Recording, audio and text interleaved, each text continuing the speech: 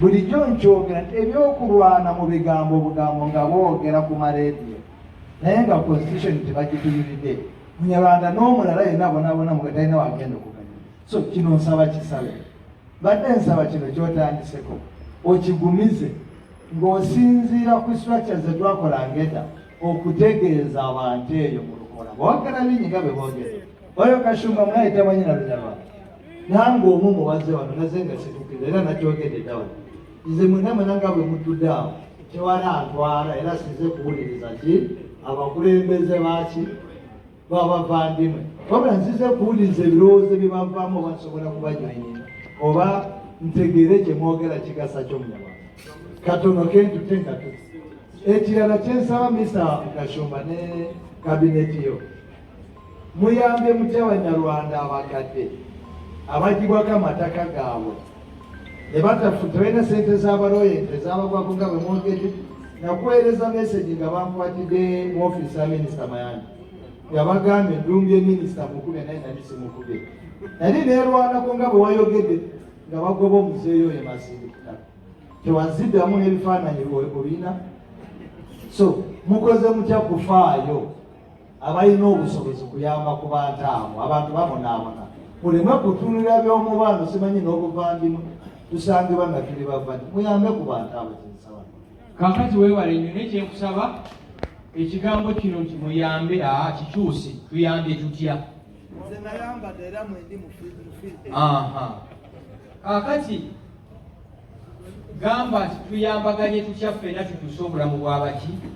Nsonyiwa nti wampeereza ebifaananyi simu zange zijjako ebintu ne weewuunya n'emesegi ezimu nga banjagaliza baafidde nzira babulabi kaakati okitegeere naye nze teri muntu ajja mu ofiisi nga neetaaga nesikola ki nesimulamu okiwulire.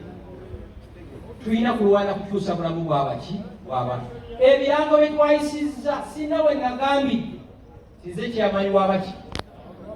Ekyokubiri kiroga nti bagambe Abanyarwanda tebeetaaga chairman. Lwaki? Abayindi balina abakuulira.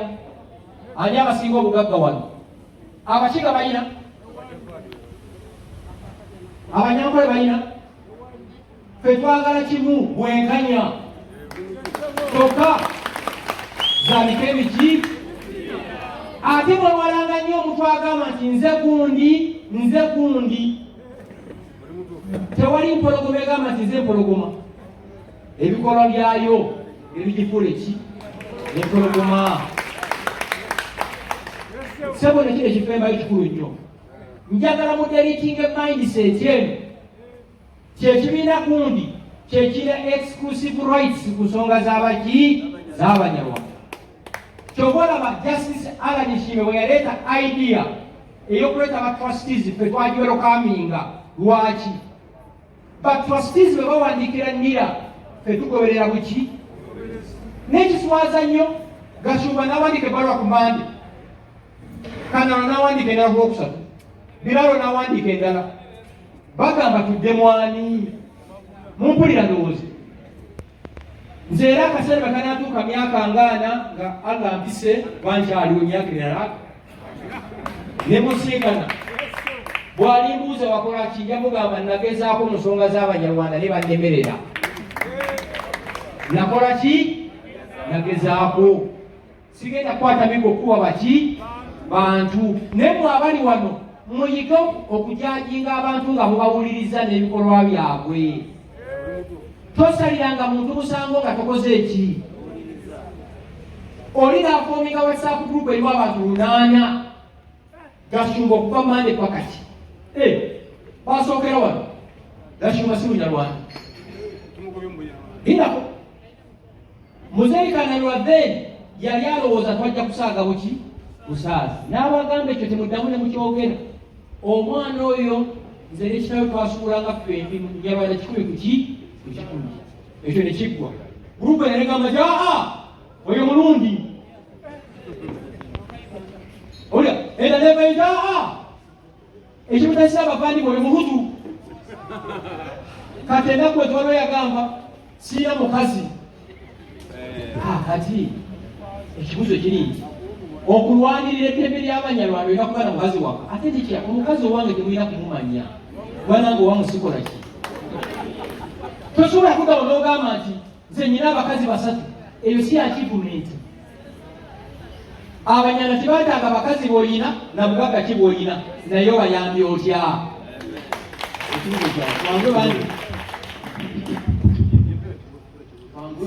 amanya n'eddoboozi Kamayini Daniel okuva ekibuga Lwamata. Patron Kasumba maze bbanga lyonna nga nkunoonya nga sikulaba, ekyomukisa kati nkulabye, mbadde nkusaba onzikirize onsisinkane ng'olukiiko luno luwedde. Ekibuuzo kyange, waliwo omubaano ogwa Dr. Kananula nga pulida waago ye Mukasambidde ne Kaitana Simon. Twali wano mu Sheraton omwaka oguwedde. Ebintu bye baayogera nalabanga omulamwa gwe gumu gwe gw'Abanyarwanda okubula passport nga tebatuwa passport n'okubanga bagenda kukutuma endangamuntu mbu n'abazirina ebitundu tulina 70% okuddamu okuluzirimiwalinga.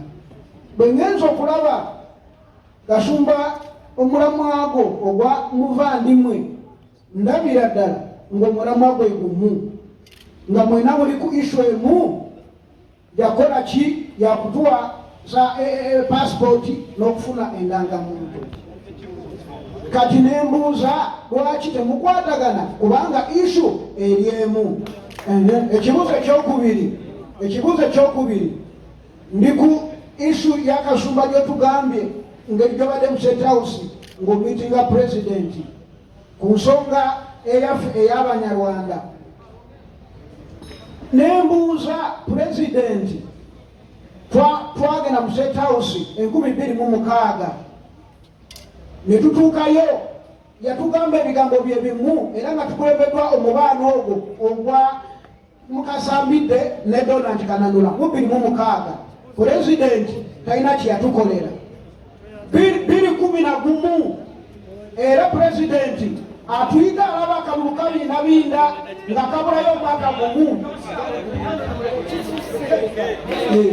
Alaba akalulu kabindabinda nga kabulayo ng'omwaka gumu tugende mu kalulu ng'ayita Abanyarwanda ne tumumiitinga 2016 era yatuyita era batubulayo omwaka gumu nga kati bwe tubulayo. Kati Mr. Kasumba mechanism kijolina egeno tukakasa njidala ensonga eno ogenda kugifusa kubanga emyaka 15 tulwanyene isyayo President Museveni abeera atulimba bulimbi. Olina mechanism ki era oyina buzira ki obugenda okusinga abantu bali kubanga naketubalayo omwaka gumu tudde mu kalulu era nakati ayinza okulimba era tubeere nga bwezityo. Kakati ekisooka nze mbirivinga mu kutoleretinga omuntu yenna okujjako bakrosinga red line awo kyekibeera ekirala. Ekisooka President Museveni tanaba tunoonyaako ffe twakoze eki byanjawulo. Kino nkyogera nga ntya Katonda. Omu ku bayambi ba president abamaze n'ebbanga ddene yaŋŋambye nti for the first time mu history y'Abanyarwanda mwamiitinze omukulembeze ne mutasoosa nsonga zammwe ziri personal ne musoosa nsonga za community. Ye yennyini n'aŋŋamba nti mu meeting emu gye yalimu ng'abantu basabira abaana baabwe mu mirimu basaba kino naki na kino. Muganda wange kyensaba obuuza ekibuuzo kiri kimu oba kyebuuze mutwe gwo. For the last 30 years lwaki ensonga eno ebadde tutukangako mu pinako ya ggwanga? Simple. Ekyo kigambo ky'okozesa nti kulimba, first of all it's an insult. It's an insult ogaa nti akola ki? Njagala ogambe nti alimba nga bye yasuubiza tabikoze eki? Tabikoze. Okitegeera? Kyekyo. Ate n'ekirala Museveni tebamubulakameiringa. Toddangawo n'oloota n'ofuluuta n'ogamba ojja kutiisatiisa Yoweri Museveni kubanga era mbalabeyo kwatakola kino tugenda kukola kino.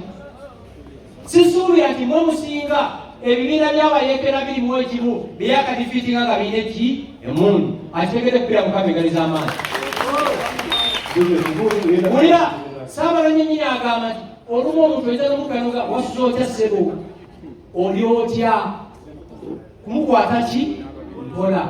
Ekirala onoobuleminga otya omuntu ng'ensonga yamwe abadde tagitegeeranga at depth n'ekya sipiriti. Fe abaakuzibwa mu maka omanyi byanjawulo, osobola okukula nga tewakuzibwa muki mu maka. Ebyekyama ebibeera mu meeting sikola ki? Omukulembeze w'eggwanga n'akwata essimu n'akubira ebitongole nga 6 ng'oli naye awo.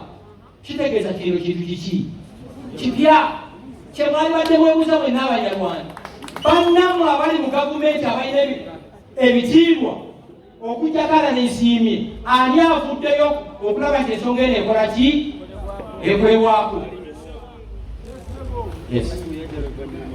Neyazanyo essimu sipiika pulezidenti waffe mulineko musoke muwulirizeko kamatono nnyo era newulya bannayuganda bapulakalowo ekiti kya muwogo basameme era nze newunya batuwe mugende muwulye bannamwe temuva mwenna. Ebintu bino ebadde ebbanga ddene nekananulanga balengera mu ofiisi z'abakwabwa paaka naye teri ayakuddeyo n'abali akintu kimuga omusajja mwaka gumu naye mulawe ekituuze nimutandulako ematuwezibozibone era nawuja okusubunya n'abadde ne mukyalo ono kulwokunaali kukasameme nagamba abaana bange babama pasipoti nawuja okusubunya mwabadde abali wakulenga pulezidenti Museveni ono kampeyina we tulimiba kampeyina kutuyakulonda pulezidenti Museveni wano abakyave eno gavumenti kusajja bakisefe kokimunjawano nibulataleta kompyuta wano ebyobululu ababadde batugambira nga babalabanyabanya buli ono musajja akuze mwaka gumu kaduwaku bikimubogera ono mugaba mumuyite byayogera wano ayinate pasipoti ebifanna pasipoti yonna kamerono yena bandibadde bweruga bakola byabwe ono yakasigala pulezidenti Museveni yandibadde alya buli nga tattaga bagamba abadde bakulembera babuzabuza obwonde ono buli ebyona kunanyakati Unasaka Museveni kubadde abalaka yonna binabanyaseza Museveni abakolera eki nabasajja mumulanga babayambe munaolulagaanedebasibo babakowa ezefulira pulezidenti Museveni eno gavumenti era ndimunyifuyo nze kyekwagalako kiri kimu kyokka ebintu binabigaanyi bano abasajja minisitule eri ngolabagaanyi ngutukunge fera kubeera toyiwa wali gavumenti eragalanya kuyiwa wali mubiro tekirala kyonna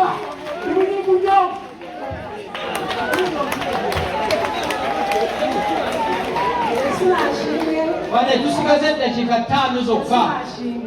Amazina yange bayita Makoro Hadija. Leero mbanje kubifuriza kwakira Umwami Yesu Kristo k'omunogo cy'ubuzima bwanyu kandi abakishijwe kwengera kwetunganya. Icyo nicyo mbifurije. Ikibazo cyanjye ndagira ngo mbaze irangamuntu zacu badukuyeho bayimburiye imisoro. Amazina murayumvishe twari babiri jye na muramukazi wanjye ngewe umugabo wanjye barasezeranye. Ubwo rero twari twigiye u Rwanda jye bayinkuraho ariko muramukazi wanjye kandi amazina yarambwiye bayikuraho n'iki gihe ntabwo ndayibona ariko iyo gihe cyo gutora kigeze mbona banzanira agakarita kandi nangamuntu banyifurishije kugira ngo Okay, kakati ekintu kyetwasitopinga kwe kuyamba omuntu ng'omuntu kumanda oyamba ono okufiizira obwana n'akola ki kyetuva twasalawo nti okusosolebwa kuno kukole ki ono omuyamba ne bagimuwa ekiro omulala n'akuba okitegeera muwulire kino ekigambo mwenna mulina layini ya Airtel oba MTN si bwe kiri singa simu yekubbiddwako Airtel eyagala ebintu biri ebi I think baagala kimu baagala bbaluwa ya poliisi ekakasa nti wakoze eki wawaabye bw'ogenda okusaba simu kaadi bakola ebintu biri ebi bakonfaminga n'ennamba yo ne bakonfaminga ekifaananyi kyo n'ekitampuleti si bwe kiri ne bakuwa new simu kaadi kyetwagala ne passport office kyebeera ekola ki kyebeera ekola kubanga omusoga bw'abaasaba simu kaadi replacement omusoga omuganda bukyoli ebibuuzo biri biki bye bimu Erinnya Ssenyonga John Byaruhanga nga ndi mwana w'Emityana Musingo. Ekyange si kibuuzo wabula kirowoozo. Twalabye nga tuvudde mu bitundu bya njawulo ne nfunamu endowooza nga nsaba abakulu nti bwe kiba kisoboka mu buli disitulikiti babifunyeeyo headquarters okugonza emirimu. Tulina omanyi initially twali tumanyi nti bwe tukolagana nabo bannaffe ffenna tulwanya Abanyarwanda. Bwe twakizuula nti ffenna tuli ba musaayi gumu n'ebigendera bya njawulo, enswa bw'ekyusa ki nga naawe okola ki? Council of Abavandi bwe tulina programs nyingi, ono muganga nga tannabagenda mumwongere engalo. Simanyi muntu abadde scholarship bantu bammwe ng'ono abasoma n'emirimu. Tulina programu endala okulaba nti abaana abasomye obulungi mu P7 oba senior 4 nga talina ssente aweebwa omukisa n'akola ki? N'asoma. Ebimu tubisirikira kubanga twagenda okizuula nti waliwo ab'emitima emiki, naye kino sijja kyerabira. Njagala for the first time in the history of Uganda. Kankikomya. Njagala kakibabula. My question is current solution, Mr. Mashoba and Council. So for the guys that have already applied for passports, obviously they're telling them apply as a Munyarwanda, they're able to take a point on Munyarwanda, about his naturalization, to naturalization. Now, suma vista is a program for sale. Mama wangali wa applying and still nothing. So what is the current solution? What should we do now? Oyo gayi weni BS sebu bade sawojje katono yangu jangala nyo wetundi eyo Muhammad yangu katono come please nebutajja nagundi come